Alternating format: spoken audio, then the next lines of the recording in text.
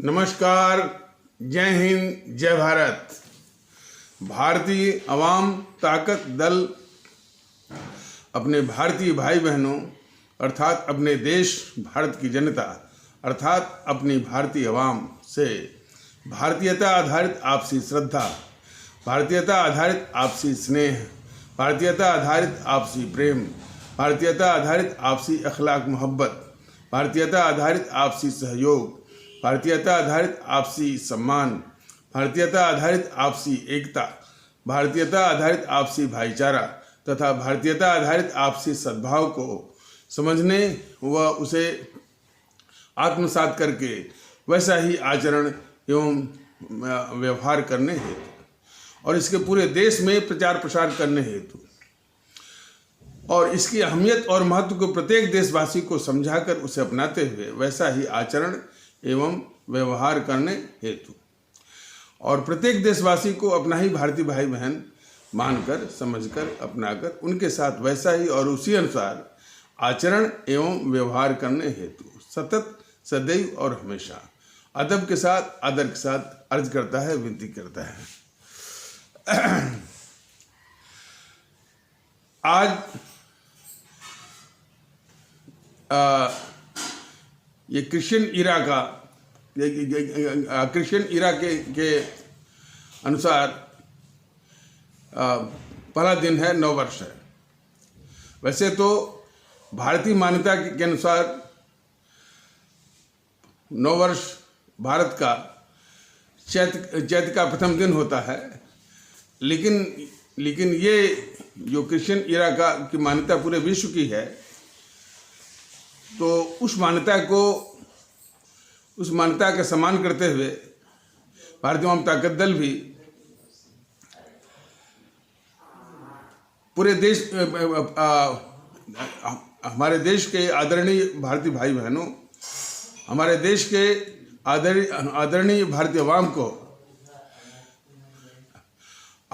भारतीय अवाम ताकत दल की ओर से, भारतीय अवाम ताकत दल के तमाम कार्यकर्ता और पदाधिकारियों की ओर से नव वर्ष की मंगलमय शुभकामनाएं और ये कामना है कि उनका ये वर्ष सुखद हो, मंगलमय हो। और पिछला साल तो कोरोना के संकट में गुजरा।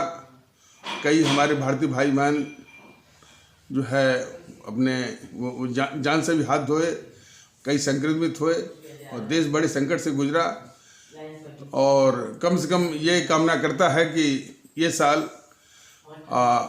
वो उस संकट से उबर जाए। वैक्सीन आने की भी खबर है।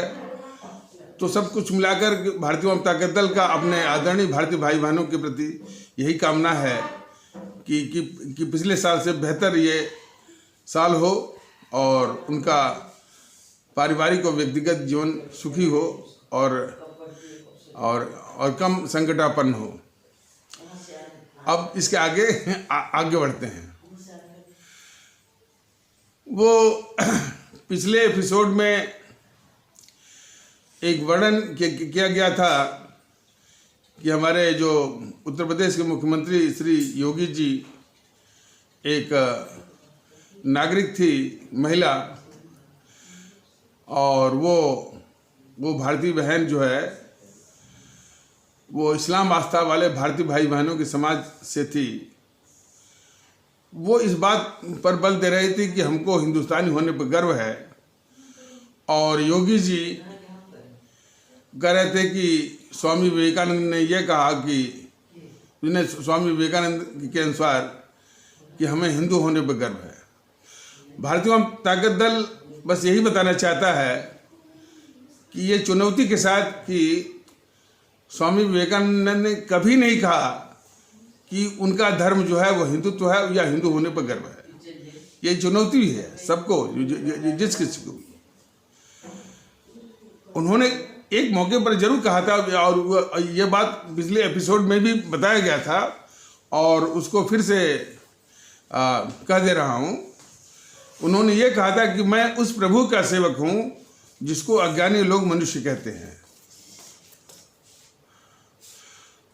और इसी मतलब मैं उस प्रभु, उन्होंने ये कहा कि मैं उस प्रभु का सेवक हूँ जिसको अज्ञानी लोग मनुष्य कहते हैं।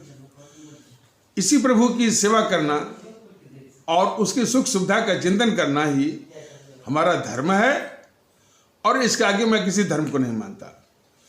तो जरा इसको समझिए, वो कहाँ कह रहे हैं कि उनका धर्म जो है वो हिंदुत्व है या हिंदू होने पर गर्व है।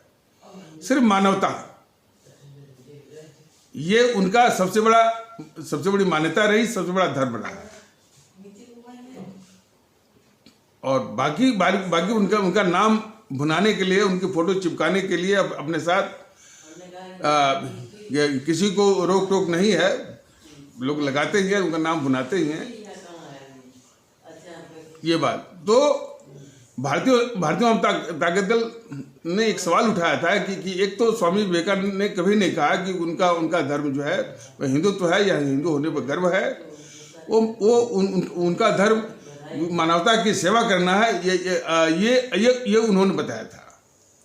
दूसरा ये है कि वो जो बहन थी, भारतीय बहन, जो कि इस्लाम आस्था वाले भारतीय भाई बहनों के समाज से थी, वो कह रहे कि हमको हिंदुस्तानी होने पर गर्व है।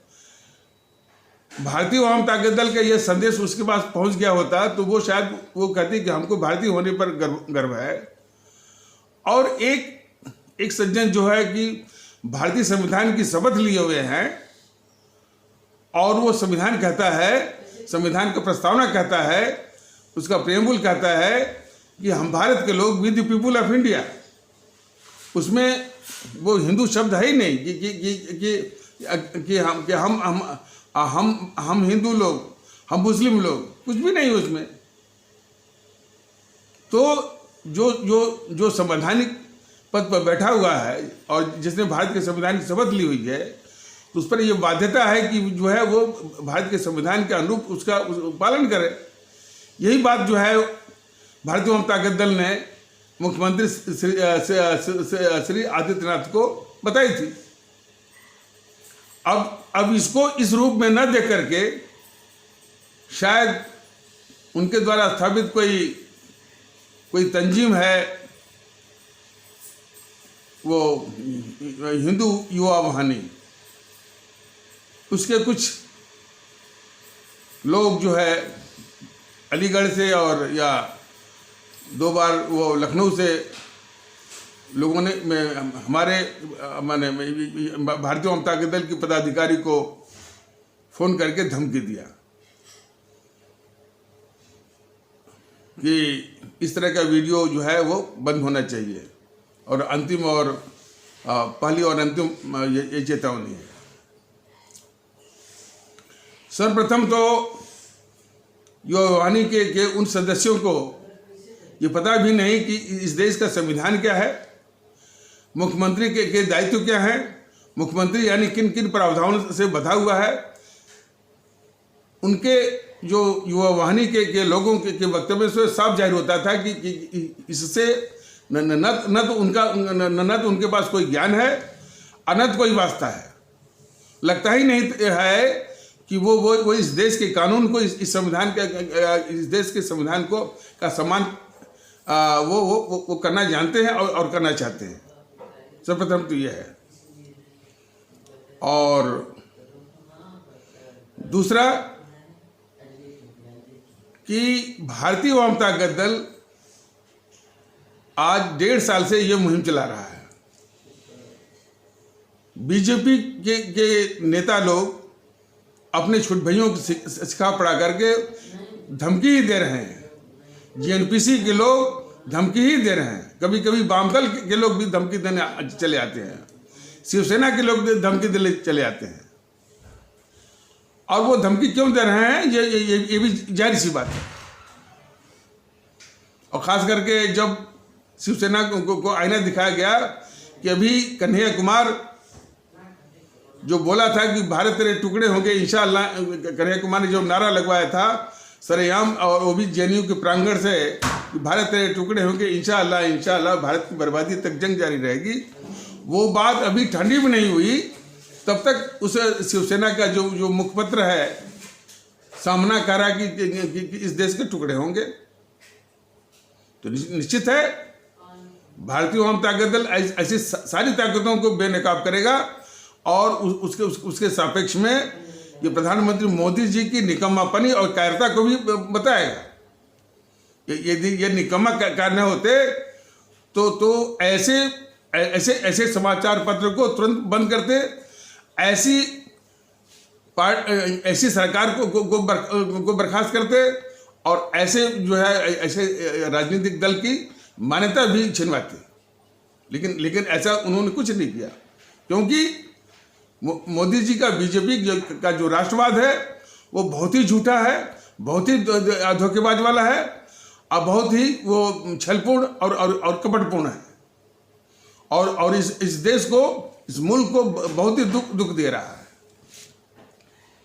तो उसी का फायदा वो शिवसेना को भी मिल रहा है, उसके मुखपत्र सामना को भी मिल रहा है और जिस तरह से सारे जो मुख्यमंत्री हैं, विजयन केरल के, अशोक गहलोत राजस्थान के, कैप्टन अमरिंदर सिंह पंजाब के, ममता बनर्जी पश्चिम बंगाल की, भूपेश बघेल जो है वो छत्तीसगढ़ के, ये सब जो है संविधान विरोधी इन सबों ने काम करके जो है केंद्र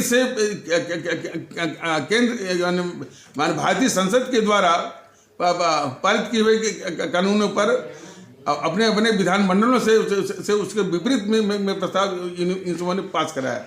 तो बिल्कुल वो संविधान विरोधी कदम था और कोई भी संजीत और भारत के संविधान के प्रति संवेदनशील प्रधानमंत्री होता उसको 1 मिनट में इन सारी सरकारों को बर्खास्त करता। लेकिन ये हमारे मोदी जी बहुत ही कायर, बहुत ही निकम्मा, बहुत ही अराजक, बहुत ही कैटिक और एनार्किक वो ये प्राइम मिनिस्टर हैं, प्रधानमंत्री हैं। यह देश का सबसे बड़ा दुर्भाग्य है।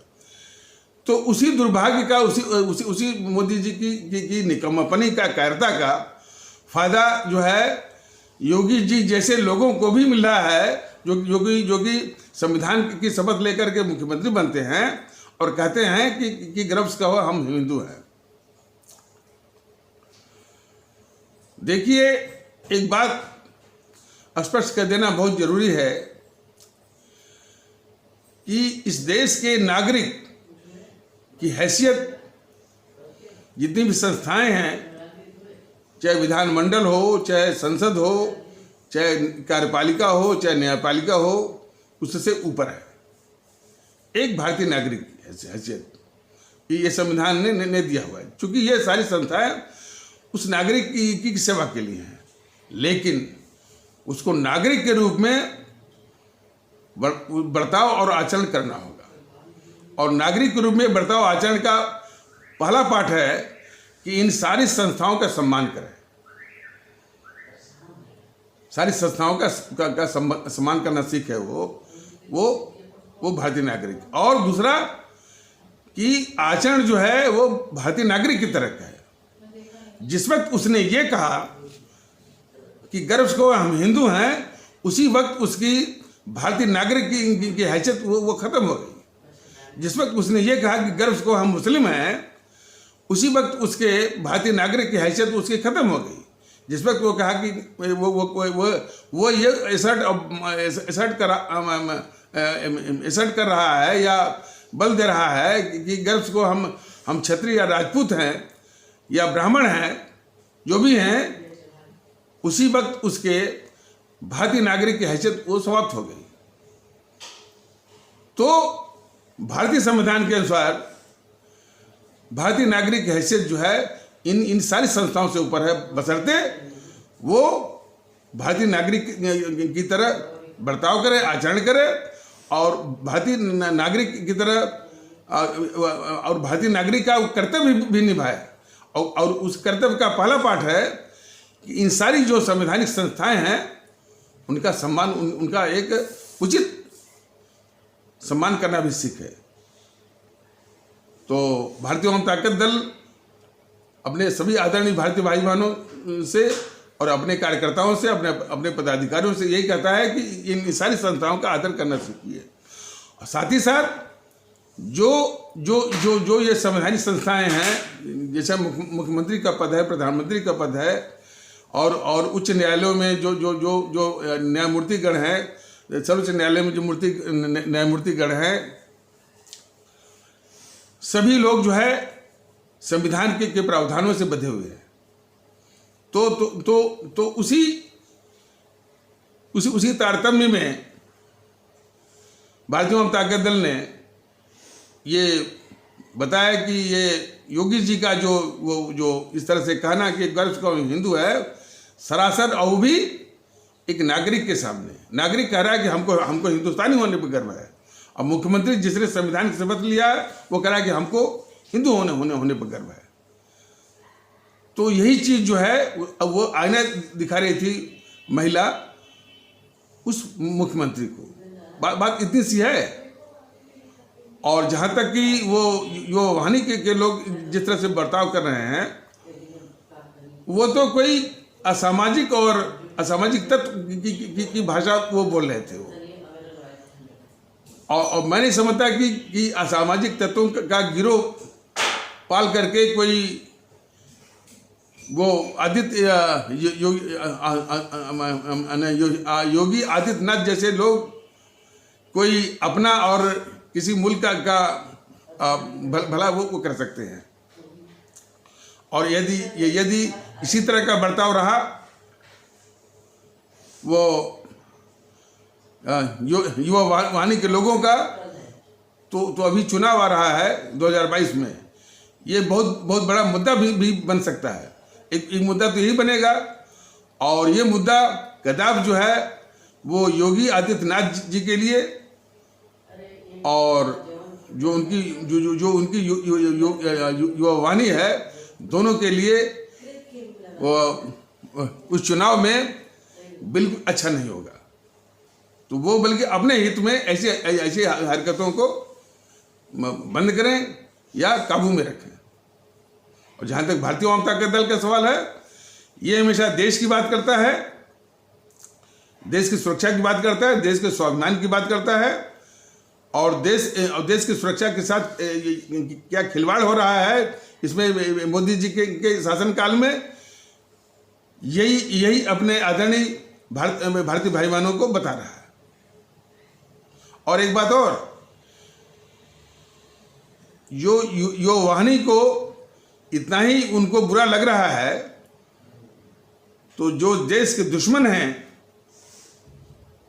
ये वाम दल वाले और जीएनपीसी, गांधी नेहरू परिवार चांदा चौकड़ी काकस, जिसको कि लोग भ्रम, भूल या गलतीवश कांग्रेस कह रहे हैं,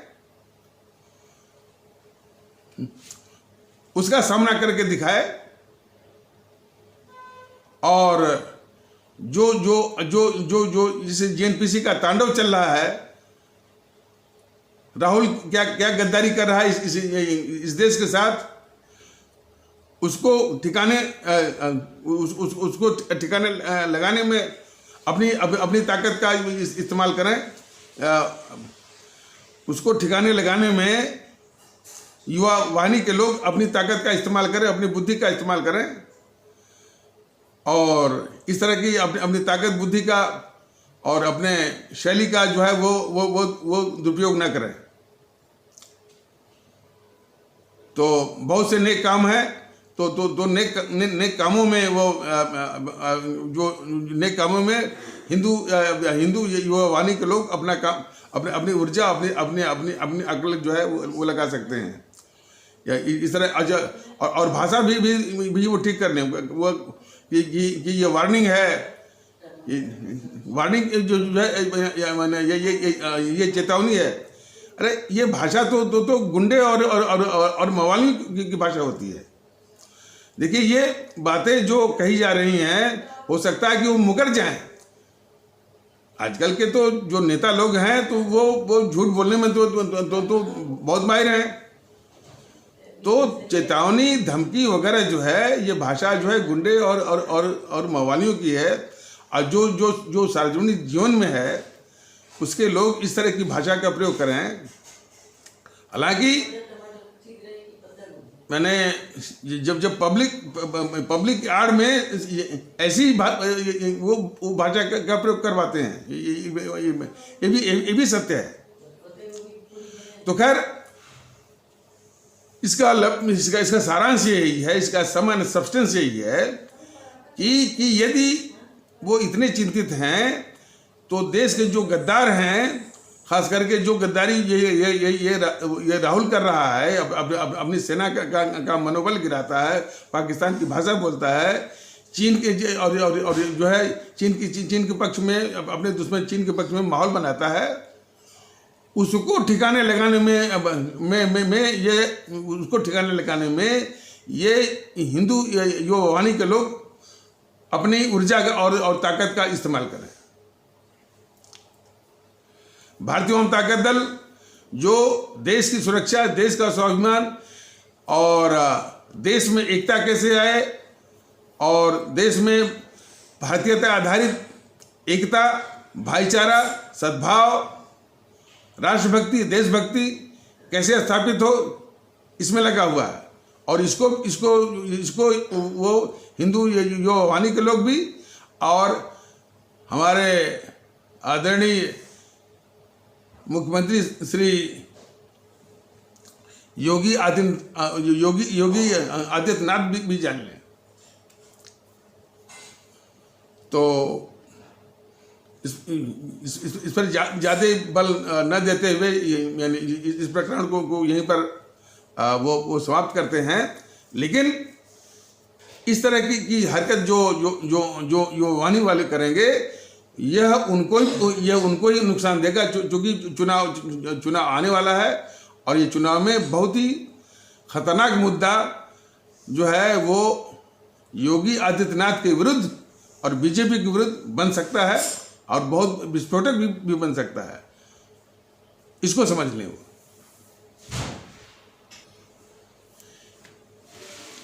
इस संदर्भ में भारतीय ओम ताकत दल ने ये बराबर अपने आदरणीय भारतीय भाई बहनों के सामने इस बात रखी है कि जो ये कृत्रिम, नकली, आर्टिफिशियल, सुपरफिशियल जो अटैचमेंट है, लगाव है कि गर्व से कहो हम क्षत्रिय हैं, गर्व से कहो हम ब्राह्मण हैं, गर्व से कहो हम यादव हैं, गर्व से कहो हम मुस्लिम हैं, गर्व से कहो हम हिंदू हैं, गर्व से कहो हम वो तमिल प्राइड, तेलुगु प्राइड और वो कन्नड़ प्राइड, मलयाली प्राइड, गुजरात गर्वी और उड़िया गौरव, बंगाल गौरव, एक तो सब ये कृत्रिम है भी और भारतीय एकता में सबसे बड़े बाधक हैं। और उसी को रूप देखिए ना, ये ममता बनर्जी क्या कर रही है। बाहरी भारतीय ओम ताकत दल ममता बनर्जी से पूछना चाहता है कि कौन बाहरी है जी? तुम जो है बांग्लादेश के लोगों को बसा करके यानी उनको बाहरी नहीं कहती हो और इसी देश के लोगों को बाहरी कहती हो। अरे इसी पे ये कार बैठा है ये प्रधानमंत्री मोदी, वरना जो देश की एकता के खिलाफ एक शब्द भी बोले उसको तुरंत जो है वो इस व्यवस्था से बाहर मुख्यमंत्री के रूप में खारिज। कैसे उसने बोल दिया कि जो इसी देश के रहने वाले हों, चाहे वो पश्चिम बंगाल में रहते हों और चाहे ये उत्तर प्रदेश में रहते हों, ये पश्चिम बंगाल, उत्तर प्रदेश, गुजरात, तमिलनाडु, ये सब जो है प्रशासनिक इकाई है, देश एक ही है, कोई बाहरी नहीं है। बाहरी की अवधारणा रखने वाला तो तुरंत जो है वो गैर कानूनी है, गैर संवैधानिक है। मोदी जी में थोड़ी भी गैरत हो तुरंत इस सरकार को बर्खास्त करें। लेकिन ये तो महाकायर है और इनको बीजेपी वालों ने तमगा दे रखा कि ये 56 इंच वाले जो है वो प्रधानमंत्री हैं। बहुत ही इनकी कायरता का खामियाजा पूरा देश जो है वो भुगत रहा है। और इनका 2 ही 3 काम है, ये कायरता निभाना और ऊंचे मन से सबका साथ सबका विश्वास। सबका साथ सबका विश्वास का तो कोई सवाल ही नहीं उठता है। इनको जो साथ मिला हुआ है जेएनपीसी वालों के साथ है, गांधी नेहरू परिवार जनरल चौकड़ी कांग्रेस वालों के साथ है, वाम दलों के साथ है, और कुछ लोगों का साथ है, और उन्हीं का साथ है, उन्हीं का विश्वास भी है। जो है हमारे भारतीय भाई बहनों का साथ और विश्वास बिल्कुल नहीं है। अब रही बात वोट, तो वोट एक तिकड़म है। जो तिकड़म 60-70 सालों से जेएनपीसी कर रही थी, कुछ उसी तरह का तिकड़म ये कर रहे हैं। उस तिकड़म के विषय में भारतीय जनता दल एक अच्छा सा वीडियो बना के देगा कि ये तिकड़म से ये वोट बटोर रहे हैं। लेकिन सबका साथ सबका विश्वास है, ये हरगिज नहीं है। तो यही है। और फिर मन की बात, और कुछ नहीं करना। इतनी आफत आई, सीए के नाम पर विध्वंस हुआ, क्या किया आपने? जनता तो पिस गई नहीं इसमें। न किसी से बात करना, न किसी की रक्षा करना, कुछ नहीं। किसान आंदोलन हुआ, मैंने 30-40 दिन दिल्ली के लोग परेशान हैं, दिल्ली के आसपास के लोग परेशान हैं। छोटे जो बेचारे किसान हैं, जो न अपनी सब्जी बेच पा रहे हैं, न अपना फल बेच पा रहे हैं, उनकी सब्जियां और फल सड़ रहे हैं। दैनिक आमदनी पर निर्भर रहने वाले गरीब मजदूर भारतीय भाई बहन वो परेशान है। कुछ नहीं। आज सही अर्थों में भारतीय जनता दल कहता, मैं ये कह रहा है कि यदि कोई भी देशभक्त किस्म का प्रधानमंत्री होता तो ये किसान, अच्छा, और किसान आंदोलन ये है भी नहीं। ये किसान आंदोलन तो महज एक मुखौटा है।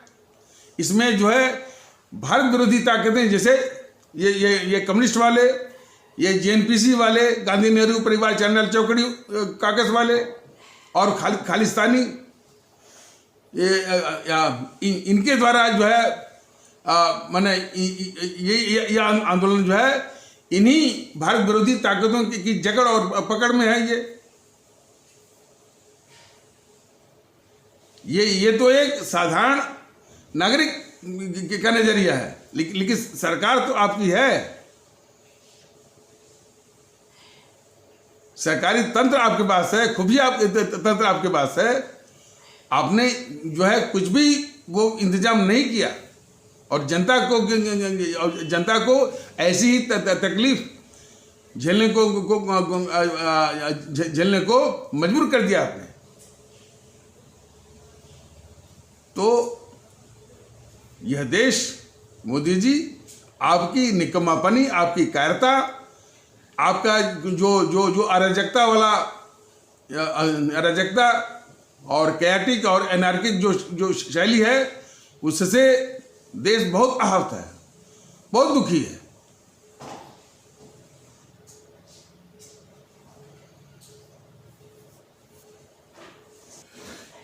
सीएए पर जो हिंसा फैलाई गई, सीएए पर पूरे देश को अस्थिर करने के लिए विदेशी फंड मंगाए गए। वो फंड जो है इस जेएनपीसी के लोगों को दिए गए। ये समाचार में भी आया था।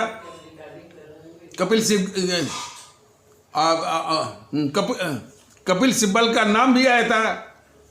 मोदी जी, आपने क्या किया? देश के दुश्मनों की रक्षा करना ही बस आपका काम रह गया है। ये जेएनपीसी कितनी इस देश के दुश्मन है, और आप दुश्मन इसको मानते भी नहीं है। आपकी पार्टी इसको दुश्मन नहीं मानती है। इसके साथ आपकी पार्टी के लोगों का उठना बैठना, हेली मेली जो है, गलबैया करना, मीटिंग करना, यही तो है। आपके राष्ट्रवाद के अनुसार ये जेएनपीसी इस देश की शत्रु नहीं है, इस देश की गद्दार नहीं है। कौन जेएनपीसी? जिसका राहुल हमारी सेना का मनोबल गिराता है हर मौके पर, चाहे वो सर्जिकल स्ट्राइक हो, चाहे वो बालाकोट स्ट्राइक हो, और अपने नेता से हमारे ही सेना अध्यक्ष को सड़क का गुंडा कहलवाता है। लेकिन मोदी जी, आप उसको देश का गद्दार नहीं मानते हैं। उसके साथ हेली मेली और यही नहीं, अब ये एक बाकायदे वीडियो और भी जारी होगा, और आपका वो प्रधानमंत्री कार्यालय जो है उसको स्पेशल फ्लाइट का व्यवस्था करता है जिसमें कि फ्लाइट की जो है बड़ी दिक्कत होती है। जो फ्लाइट दुबई के थ्रू या यूएई के थ्रू जा रहे, दिक्कत हो रही है आम जनता को। वहीं पर आपका प्रधानमंत्री कार्यालय उस गद्दार राहुल के लिए स्पेशल जो है फ्लाइट की व्यवस्था करवाता है। ये काम है गद्दारों को सहायता पहुंचाना, गद्दारों की मदद करना, और उन गद्दारों का जो है पूरा देश में तांडव। बहुत दुख दे रहा है आपका राष्ट्रवाद और आपकी ये कायरता। तो इस संबंध में भारतीय जनता दल का ये कहना है कि सर्वप्रथम आपकी सरकार और बीजेपी इस जेएनपीसी, गांधी नेहरू परिवार चंद्रा चौकड़ी और वाम दल और इनसे चिपकने वाले और भी दल, जैसे शिवसेना का मुखपत्र कह रहा है कि इस देश के टुकड़े होंगे। आपके नेताओं के ऊपर, आपके ऊपर जू तक नहीं रहेगा। और इसके पहले जो है वो कन्हैया कुमार ने सरेआम नारा लगवाया, भारत तेरे टुकड़े होंगे, इंशाअल्लाह इंशाअल्लाह, भारत की बर्बादी तक। आपने माने जितने भी इस तरह के देश विरोधी और घोर देश विरोधी ताकतें जो कि तांडव कर रही हैं, वो जो है उनके खिलाफ एक कार्रवाई नहीं, सिवाय पुलिस को सौंप दिया, कोर्ट को सौंप दिया। इन खतरनाक ताकतों को यानी कोर्ट को सौंपते हैं मोदी जी, जो हमारे देश की सार्वभौमिकता और सॉवरेंटी पर, संप्रभुता पर आक्रमण करता है। वो मामला जो है कोर्ट के लायक है। आपको अकल नहीं है। जो मामला हमारी जो देश विरोधी गद्दार हमारे देश की संप्रभुता पर आक्रमण करता है, वो सीधे जो है सेना के हवाले करना चाहिए। कम से कम इतना समझिए मोदी जी। और इतना ही नहीं, जो भी उसके समर्थन में आता है, जेएनपीसी आई थी ना, ये राहुल आया था, राहुल को भी और उसकी जेएनपीसी को भी, ये और ये कम्युनिस्टों का भी वो आए थे, वो सीताराम येचुरी और उनकी सीपीआईएम भी, डी राजा और जो है और उनकी सीपीआई भी, और केजरीवाल जो है और उसकी जो है आम आदमी पार्टी भी। तब जाकर के देश में एक अच्छा संदेश जाता। देशभक्ति क्या चीज है, इसको देश देखता। लेकिन देश आपकी कायरता से बिल्कुल उब चुका है, आहत है। The nation is bleeding. उसका रक्त बह रहा है, खून बह रहा है देश का। तो खैर, ये बात ये बहुत ही गंभीर है कि जिन लोगों ने राष्ट्रवाद के नाम पर वोट बटोरा और आज वो सभी देश विरोधी ताकतों को की रक्षा कर रही हैं, पाल रही हैं, उनके साथ जो है उठना बैठना हो रहा है और उनके साथ वो गलबहियाँ हो रही है, उनके लिए जो है वो टिकट की व्यवस्था हो रही है। और इतना ही नहीं, जितनी जमीनें ये सब लूटे थे किसानों की, वो हरियाणा में, राजस्थान में, वो केस भी तब गए। और उन जमीनों पर वो विदेशी निवेश भी हो रहा है। और वो अब उस पर वो उद्योग वो खड़ा हो रहा है।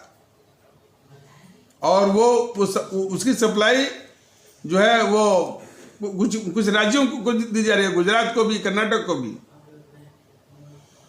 मतलब कि उन देश विरोधी ताकतों का उद्योग भी चल रहा है, और खास करके वो जिन्होंने किसानों की जमीन हड़पी थी। यही राहुल टेंका और उसका पति जो है वो रॉबर्ट वाड्रा होगा। तो मोदी जी, आपने वादा किया था कि हम काला धन लाएंगे, वो करेंगे, सब आपका झूठा है। ये देश जो है बहुत ही एक डिस्ट्रेस के दौर से गुजर रहा है। सिर्फ आप दिखा रहे हैं कि ये उद्घाटन करते हैं फ्रेट कॉरिडोर का होगा, लेकिन आम जनता और इसे फ्रेट जो फ्रेट कॉरिडोर है, इंडस्ट्रियल कॉरिडोर है और इकोनॉमिक कॉरिडोर है, इसमें चलेगा कौन?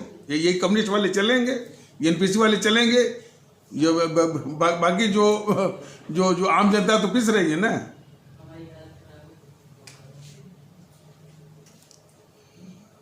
तो खैर, ये फैसला, ये जागरूकता हमारे सभी आदरणीय भारतीय भाई बहनों को होना चाहिए कि किस तरह का खतरनाक खेल बीजेपी जो है इस देश के साथ कर रही है, इन खतरनाक ताकतों की रक्षा करते हुए, उनके पापों को ढकते हुए।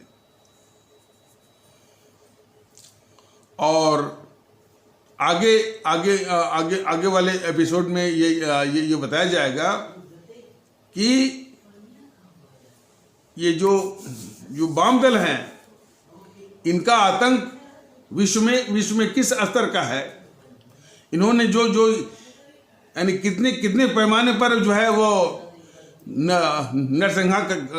नरसंहार करवाया है। इनका चीन जो है सिंजियांग प्रांत में उइगर इस्लाम आस्था वाले लोगों पर क्या क्या अत्याचार कर रहा है। पूरे विश्व में इक्का दुक्का को छोड़ करके बिल्कुल आवाज बंद है। और खासकर कौन? मुस्लिम देशों से भी। ये पाकिस्तान, भारत, देखिए, ये पाकिस्तान भारत को कहता है कि भारत के मुसलमानों पर अत्याचार हो रहा है। देखिए, ध्यान दीजिए, पाकिस्तान वो कहता है कि भारत के मुसलमानों पर वो हिंदू अत्याचार कर रहे हैं, ऐसा बोलता है वो। लेकिन सिंजियांग प्रांत में जो उइगर जो इस्लाम आस्था वाले समाज है, उस पर चीन क्या अत्याचार कर रहा है, उस पर उसकी घिघी बंद है। और उसी की घिघी नहीं बंद है, पूरे जितने भी मुस्लिम राष्ट्र हैं और उनकी एक संस्था है OIC, उसकी भी घिघी बंद है। इस मानसिकता को देखने की जरूरत है। थोड़े से कोई भी कहीं भी घटना हो जाती है, इस्लाम आस्था वाले भारतीय भाई बहनों समाज के कट्टरवादी तत्व तुरंत इतना जो है वो हो हल्ला।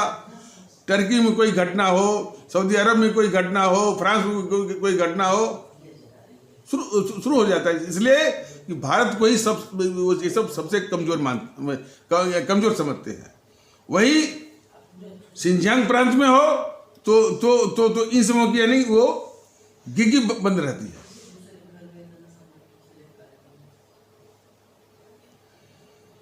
तो और ये पाकिस्तान उल्टे भारत को नसीहत कहता है कि अल्पसंख्यकों के साथ कैसा बर्ताव करना चाहिए। भारत पाकिस्तान से सीखे, उल्टे।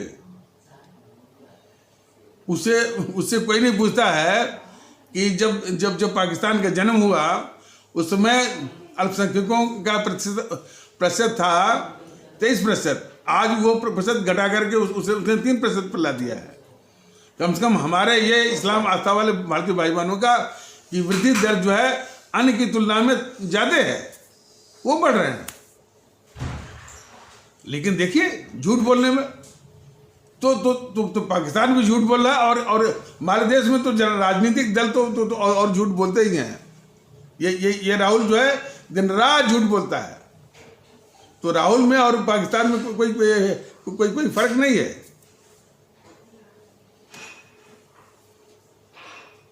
तो ये बात ये बताई जा रही थी कि विश्व का सबसे बड़ा आतंकी कौन है, ये कम्युनिस्ट वाले हैं। सबसे बड़े जो है वो नरसंहारी कौन है, ये कम्युनिस्ट वाले हैं। इस पर चर्चा नहीं होती है, न इस पर कोई टीवी चैनल पर डिस्कशन होता है, न कोई पैनल बैठता है। दिन रात हिंदू मुस्लिम। इस साजिश को बहुत गौर से समझने की आवश्यकता है। ऐसा क्यों होता है? ये बहुत बड़ी साजिश है। लोगों का ध्यान जो कम्युनिस्टों ने जो है वो नरसंहार किया विश्व स्तर पर, उसके और कितने बड़े पैमाने पर। जैसे उदाहरण के लिए रूस में 2 करोड़, चीन में 10 करोड़, कंबोडिया में 20 लाख, पश्चिम बंगाल में जब इनका शासन था इन कम्युनिस्टों का 48,000। इस पर कोई चर्चा नहीं होती है, क्योंकि ये सारे पापों को ढकने के लिए एक इस तरह की साजिश वो चलाई जा रही है कि जनमानस को उलझाए रहो, हिंदू मुस्लिम और पुष्पेंद्र कुलश्रेष्ठ जैसे जो है वो गिरोह को खड़ा करो। और ये जो एंकर हैं रवीश कुमार, जो देश का गद्दार है, और मान लीजिए सुधीर चौधरी को भी लगा दीजिए, तो वो सिर्फ मुगलों पर निशाना, मुगल आक्रांता। ये इस तरह की जो एक मानसिक जो है वो नजरबंदी, ये उसी साजिश का हिस्सा है। ये लोगों का ध्यान इसी में उलझा रहा है।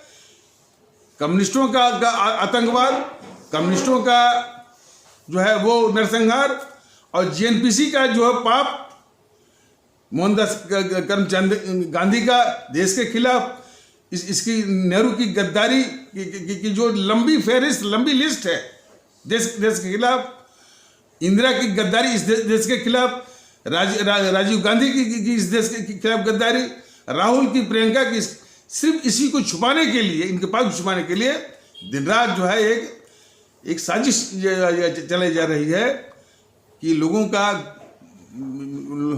की मानसिकता इसी में उलझा के रखो। हिंदू मुस्लिम और पाकिस्तान, कभी पाकिस्तान के नाम पर, और कई एजेंसी जो है वो खड़ी हुई हैं। तो इस पर भारतीय जनता दल विशेष रूप से माने वीडियो के माध्यम से वो समझाने की कोशिश करेगा, लेकिन हमारे आदरणीय भारतीय भाई बहन उसको बहुत गौर से समझें कि ये खतरनाक ताकतें भारत में अपनी जड़ें जमाए हुए हैं, कड़ी ऊपर जमाए हुए हैं। जब तक इनकी जड़ों को उखाड़ा नहीं जाएगा, इस भारत मुल्क को सुकून आ नहीं सकता। तो इन्हीं आवश्यक शब्दों के साथ इस आवश्यक परिचर्चा को यहीं पर विराम दिया जाता है, और हमारे सभी आदरणीय भारतीय भाई बहनों को, सभी आदरणीय भारतीय आवाम को नव वर्ष की मंगलमय शुभकामनाएं, और नमस्कार। जय हिंद, जय भारत।